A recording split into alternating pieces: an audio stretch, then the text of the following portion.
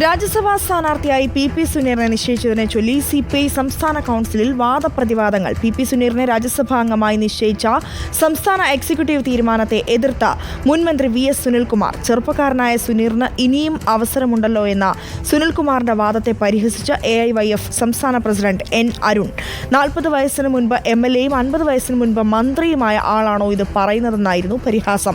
തെരഞ്ഞെടുപ്പിലെ തോൽവിയുടെ പേരിൽ മുഖ്യമന്ത്രി പിണറായി വിജയനെ മാത്രം കുറ്റപ്പെടുത്തേണ്ടെന്ന് ബിനോയ് സംസ്ഥാന കൗൺസിലിൽ പറഞ്ഞു.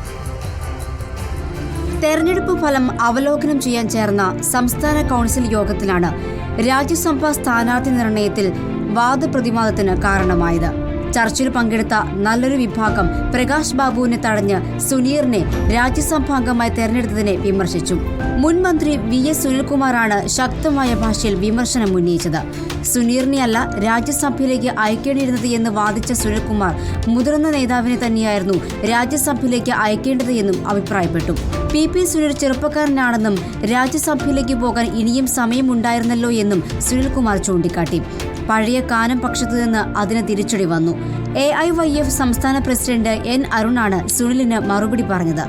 40 വയസ്സിന് മുൻപ് നിയമസഭാംഗവും 50 വയസ്സിന് മുൻപ് മന്ത്രിയുമായ ആളാണോ സുനീർ ചെറുപ്പമാണെന്ന് വാദിക്കുന്നത് എന്നായിരുന്നു അരുണിന്റെ പരിഹാസം. രാജ്യസഭാ സീറ്റ് ആവശ്യപ്പെട്ട് താൻ ആരെയും സമീപിച്ചിട്ടില്ലെന്ന് പി സുനീറും പ്രതികരിച്ചു. ലോക്സഭാ തെരഞ്ഞെടുപ്പിലെ തോൽവിയുടെ പേരിൽ മുഖ്യമന്ത്രി പിണറായി വിജയനെ മാത്രം കുറ്റപ്പെടുത്തേണ്ടെന്നും ബിനോയ് വിശ്വം സംസ്ഥാന കൗൺസിലിലെ ചർച്ചകൾക്ക് മറുപടിയായി പറഞ്ഞു. തോൽവി സംഭവിച്ചുവെന്ന് പറഞ്ഞ് ഒരാളെ ക്രൂശിക്കേണ്ട കാര്യമില്ല. 2019 തോൽവിയിൽ പിണറായി വിമർശിച്ചവർ പിന്നീട് ഉദ്ഘാടനത്തിന് പിണറായിയുടെ പിന്നാലെ നടന്നിട്ടുണ്ട് എന്നും ബിനോയ് വിശ്വം ഓർമ്മിപ്പിച്ചു. മന്ത്രിമാരെ എക്സിക്യൂട്ടീവിൽ നിന്ന് ഒഴിവാക്കണമെന്ന ആവശ്യവും ബിനോയ് വിശ്വം തള്ളിക്കളഞ്ഞു. താൻ മന്ത്രിയായിരുന്നപ്പോൾ എക്സിക്യൂട്ടീവിൽ ഉണ്ടായിരുന്നുവെന്ന് ചൂണ്ടിക്കാട്ടിയാണ് ആവശ്യം തള്ളിയത്.